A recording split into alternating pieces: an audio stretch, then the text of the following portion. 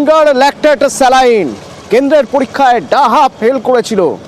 একবার ব্যাকগ্রাউন্ড জেনে নেওয়া যাক। আমার সঙ্গে অভিজিৎ রয়েছেন। অভিজিৎ, একটু জানতে চাইবো এই রিঙ্গার ল্যাকটেট স্যালাইনের ব্যাকগ্রাউন্ড।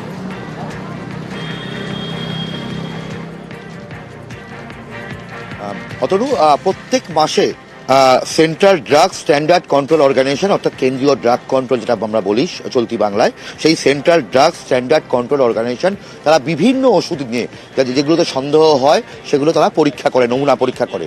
এবং এক্ষেত্রে গত বছরের নভেম্বর মাসে এই পশ্চিমবঙ্গ ফার্মাসিউটিক্যালস, যেটা আমাদের উত্তর দিনাজপুর জেলার চোপড়ায় যাদের কারখানা, সেই পশ্চিমবঙ্গ ফার্মাসিউটিক্যালসের তৈরি করা এই রিঙ্গার ল্যাকটেট স্যালাইন তারও নমুনা পরীক্ষা করেছিল এবং সেই নমুনা পরীক্ষায় ডাহা ফেল করে এই রিঙ্গার ল্যাকটেট স্যালাইনটি। কারণ কেন না, সেখানে সঠিক গুণমান নেই।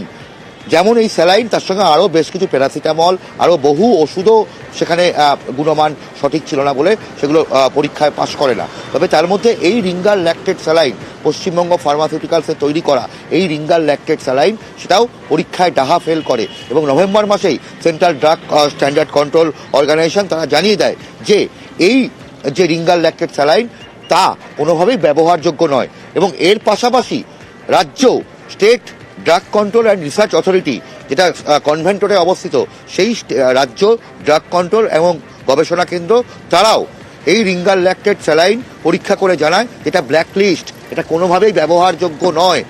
এবং সেখান থেকেই প্রশ্ন উঠছে যে কেন তারপরেও মেদিনীপুর মেডিকেল কলেজে এই স্যালাইন ব্যবহার হয়েছিল, সেটাই প্রশ্নের মুখে।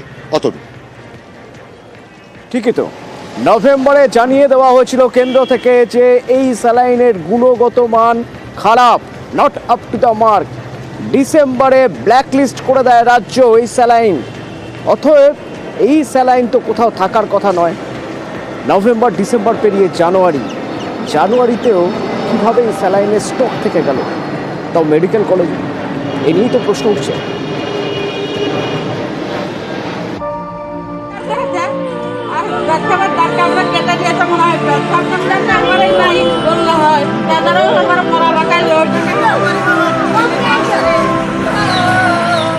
আশা ছিল কোল আলো করে আসবে ফুটফুটে সন্তান। সন্তানের জন্ম হলো, কিন্তু জন্মেই সে মাকে হারালো। হাসপাতালেই প্রাণ গেল প্রসূতির।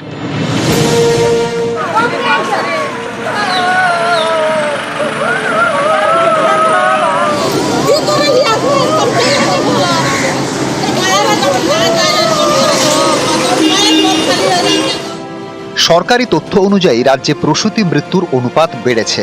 এতে উদ্বিগ্ন স্বাস্থ্য দপ্তর।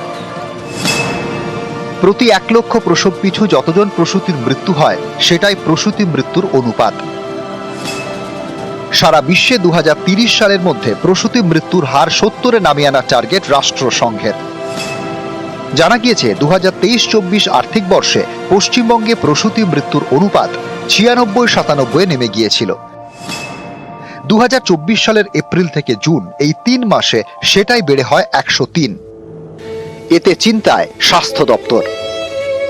প্রসূতি মৃত্যুর কারণ হিসেবে 3টি ডিলের কথা বিজ্ঞানসম্মতভাবে প্রতিষ্ঠিত: দেরিতে রেকগনাইজ করা, দেরিতে ফেসিলিটিতে আসা এবং দেরিতে নির্দিষ্ট চিকিৎসার কাজ শুরু করা, নির্দিষ্ট ওষুধের কার্যকারিতা না দেখতে পাওয়া, এবং কোনো ক্ষেত্রে যে ওষুধগুলো ব্যবহার হচ্ছে সেগুলোর গুণগত মান হয়তোবা ঠিক ছিল না, তার ঘটনার কারণেই প্রসূতি মায়েদের মৃত্যু ঘটেছে। অভিযোগ, প্রসূতি মৃত্যুর অন্যতম বড় কারণ নিম্নমানের স্যালাইন, যেটা ঘটেছে মেদিনীপুর মেডিকেলে। অভিযোগ, সেখানে স্যালাইনে বিষ, যার জের এক প্রসূতি মারা গিয়েছেন বলে অভিযোগ।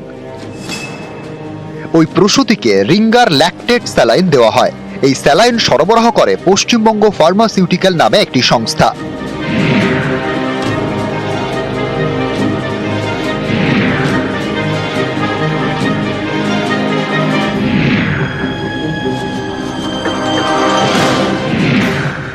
স্বাস্থ্য দপ্তর আগেই এই সংস্থাকে ব্ল্যাকলিস্টেড করেছে, নিষেধ করেছে মেডিকেল সামগ্রী তৈরি এবং সরবরাহ করতে। কোনো জিনিস ওরা ইউজ করে ফেলেছে, সেটার থেকে হতে পারে। মানে ওদেরকে সাপ্লাই দিতে বারণ করা হয়েছিল। হ্যাঁ। এখানেই অনেকের প্রশ্ন,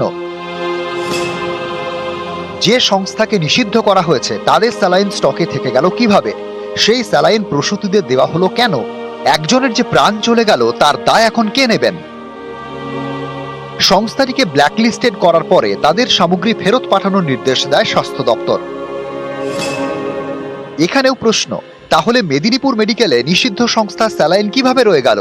কোন সংস্থা ব্ল্যাকলিস্টেড হলে তাদের সামগ্রী সেন্ট্রাল মেডিকেল স্টোরে পাঠিয়ে দেওয়ার কথা, তাহলে মেদিনীপুর মেডিকেলের স্টকে নিষিদ্ধ সংস্থা স্যালাইন থেকে গেল কিভাবে? তাহলে কি নজরদারিতে বড়সড় খামতি? এর পিছনে কি স্বাস্থ্য দপ্তরের কর্তাদের একাংশের মদত রয়েছে? এই ঘটনাটা লজ্জাজনক। এই জাতীয় সংস্থা ওষুধ প্রস্তুত করবে কোন অধিকারে? যাদের দেখভাল করার দায়িত্ব তাদের কি সম্পূর্ণরূপে নজরদারি ছিল?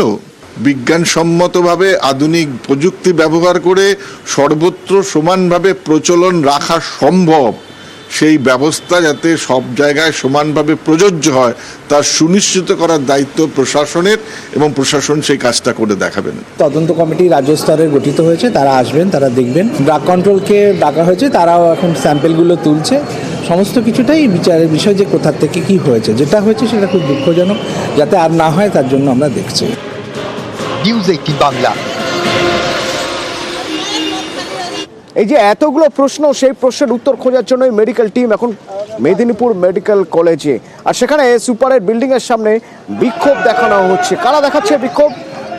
আমার সঙ্গে রয়েছেন সরাসরি রনক। রনক, বলতে পারবেন রনক? দেখো, একেবারে মেডিকেল কলেজের যে সুপার, মেদিনীপুর মেডিকেল কলেজ, সেই সুপারের যে বিল্ডিং তার বাইরে এসএফআই, ডিওয়াইএফআই এবং কংগ্রেসের তরফ থেকে তারা কিন্তু এখানে একেবারে অবস্থান বিক্ষোভ দেখাচ্ছে। ডিওয়াইএফআই এর তরফ থেকে তারা জানাচ্ছেন যে গতকালকে ঘটনা ঘটার পর থেকে এমএসবি কেন কোনো রকমভাবে কোনো মুখ খোলেননি এবং তাকে জবাব দিতে হবে, এই বিষয়কে সামনে রেখেই কিন্তু ডিআইএফআই এবং এসএফআই এর তরফ থেকে তার বিল্ডিং এর সামনে বিক্ষোভ দেখানো হচ্ছিল। আমরা সেই চিত্রটি দেখাচ্ছি এবং যে বিষয়টি গতকাল ঘটেছে প্রসূতি মৃত্যু, সেই বিষয়কে কেন্দ্র করে ইতিমধ্যে চাঞ্চল্য ছড়িয়েছে গোটা মেদিনীপুর মেডিকেল কলেজে। ইতিমধ্যে তদন্ত কমিটি তারা কিন্তু এখানে বৈঠক শুরু করছে না কিছুক্ষণের মধ্যেই, যাতে কোনো রকমভাবে অপ্রীতিকর পরিস্থিতি তৈরি না হয় সেই বিষয়কে সামনে রেখে প্রচুর পরিমাণে পুলিশ বাহিনীও মোতায়েন করা হয়েছে। এবং ঠিক এই বিল্ডিং এর সামনেই ডিআইএফআই এবং এসএফআই এর যে বিক্ষোভ, সেই অবস্থান বিক্ষোভ তারা দেখাচ্ছিলেন যে সুপারের এখানে কেন রকম কোনো পদক্ষেপ থাকবে না, সুপারের বিষয়কে প্রশ্নের মুখে তুলে তারা কিন্তু বিক্ষোভ দেখাচ্ছিলেন। এবং দেখাচ্ছি তোমাকে যে মেডিকেল কলেজের যে সুপারের যে বিল্ডিং, সেই বিল্ডিং এর সামনে পুলিশ রয়েছে, যাতে কোনো রকমভাবে কোনো অপ্রীতিকর পরিস্থিতি তৈরি না হয়। এবং ডিআইএফআই এসএফআই এর তরফ থেকে তাদের বিক্ষোভ দেখানো হচ্ছিল। এবং আমরা একবার চেষ্টা করব কথা বলার, যে ডিআইএফআই যারা এখানে বিক্ষোভ দেখাচ্ছিল তাদের সঙ্গেই। একেবারে এইটা হচ্ছে তার কারণ সেখান থেকে যে কাটমানিটা জেনারেট হয়, সেই কাটমানি তৃণমূল কংগ্রেসের ফান্ডে যায়, সেই কাটমানি মমতা ব্যানার্জি এবং অভিষেক ব্যানার্জির অ্যাকাউন্টে চলে যায়। সেই কারণে ওয়ার্ডে ওয়ার্ডে এর দাবিতেই বিয়ে করা হচ্ছে। বিক্ষোভ দেখাচ্ছেন রাজনীতি, ইমিডিয়েট এমএসভিপি কে কথা বলতে হবে, যে টিম আসছে সেই টিমের সঙ্গে মানুষকে কথা বলতে দিতে হবে।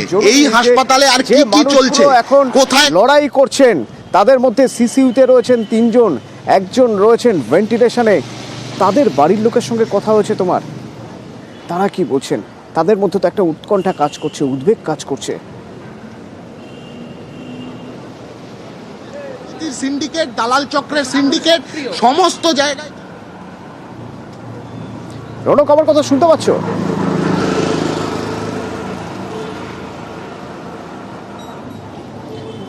রনক, রনক, আমার কথা শোনা যাচ্ছে কি? হ্যাঁ, দেখো, একেবারেই তুমি যে বিষয়টি বলছিলে, যে যারা এখানে এখন পর্যন্ত ইতিমধ্যে হাসপাতালে ভর্তি রয়েছেন, যে 3 জন ক্রিটিক্যাল কেয়ার ইউনিটে রয়েছেন, তার মধ্যে কিন্তু একজন ভেন্টিলেশনে রয়েছেন এবং আরও 2 জন এই ক্রিটিক্যাল কেয়ার ইউনিটে ভর্তি রয়েছেন।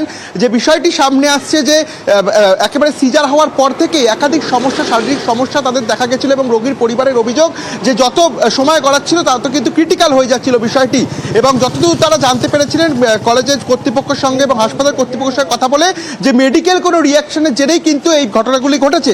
এবং বেশ কিছু রোগীর পরিবার তাদের অভিযোগ যে সিজারের পর থেকেই কিন্তু পেট ফুলে যাচ্ছিল, প্রস্রাব করতে সমস্যা হচ্ছিল। এই ধরনের সমস্যার পরই কিন্তু ক্রিটিক্যাল কেয়ার ইউনিটে নিয়ে আসা হয় এবং 3 জন এখনো পর্যন্ত সেখানে ভর্তি রয়েছেন, একজন কিন্তু ভেন্টিলেশনেও রয়েছে। এবং এই যে বিষাক্ত স্যালাইন ব্যবহার করা হয়েছে, ব্ল্যাকলিস্টেড কোম্পানি তার স্যালাইন ব্যবহারের ফলে এরকম ধরনের ঘটনা, একটা অভিযোগ উঠে আসছে। তার পূর্ণাঙ্গ তদন্ত করতে ইতিমধ্যে 13 জনের তদন্ত কমিটি, সেই কমিটি ইতিমধ্যে এসে পৌঁছেছে এবং মেডিকেল কলেজের যে প্রিন্সিপাল রুম, সেই প্রিন্সিপাল রুমে আর কিছুক্ষণের মধ্যেই তাদের বৈঠক শুরু হবে। এবং গতকাল মেদিনীপুর মেডিকেল কলেজের যে তদন্ত কমিটি যে রিপোর্ট দিয়েছিল, সেই রিপোর্টে কিন্তু প্রাথমিক রিপোর্টে এই স্যালাইন এবং মেডিকেল যে রিয়াকশন, মেডিসিনের রিয়াকশন, সেই মেডিসিনের রিয়াকশনের জেরেই কিন্তু এই ধরনের ঘটনা ঘটেছে, এরম একটা বিষয় সামনে আসছিল। আদতে ব্ল্যাক লিস্টের স্যালাইন ব্যবহার করা হয়েছিল কিনা এবং ব্যবহার করা হলেও এখানকার যে স্টোর, সেই স্টোরে যারা তদারকিত ছিলেন তাদের কি ভূমিকা ছিল, তারা কি দেখেনি এগুলো ব্ল্যাক লিস্টের স্যালাইন ছিল, তারপরেও কেন ব্যবহার করা হলো, সেই পুরো বিষয়টি কিন্তু তদন্ত করে দেখা হবে। এবং যে 3 জন এখনো পর্যন্ত ক্রিটিক্যাল কেয়ার ইউনিটে ভর্তি রয়েছেন, তাদের যাতে চিকিৎসা সঠিকভাবে হয় এবং চিকিৎসা যাতে স্বাভাবিকভাবে হয়, সেই বিষয় দেখার জন্য কিন্তু তদন্ত কমিটির যারা রয়েছেন তারা বৈঠকের পরই পুরো খতিয়ে দেখবেন। এবং ইতিমধ্যে এই যে গোটা ঘটনার জেরে চাঞ্চল্য ছড়িয়েছে মেদিনীপুর মেডিকেল কলেজ হাসপাতালে। কারণ এই যে মাতৃমা বিল্ডিং, এখানে কিন্তু গোটা মেদিনীপুর অঞ্চলের যে মানুষ, তাদের একমাত্র ভরসা, তারা অভিযোগ জানাচ্ছেন এরকম ধরনের ঘটনা ঘটলে তাদের মধ্যে আতঙ্ক ছড়াচ্ছে। এবং এই বিষয়ে সুপার কেন কোনো কিছু কথা বলছেন না, তার কোনো বক্তব্য নেই। এই বিষয়গুলোকে সামনে রেখে কিন্তু এসএফআই ডিওয়াইএফ এর তরফ থেকে এই মেডিকেল কলেজের সুপার বিল্ডিং সামনে এবং তার সঙ্গে কংগ্রেস, তাদের বিক্ষোভ চলছে বাইরে, ভিতরে বৈঠক কিছুক্ষণের মধ্যেই শুরু হয়ে যাবে। কলকাতা থেকে মেডিকেল টিম গিয়েছে, যে টিম সেখানে প্রত্যেকটা বিষয় খতিয়ে দেখবে যে এই ধরনের ঘটনা ঘটলো কেন।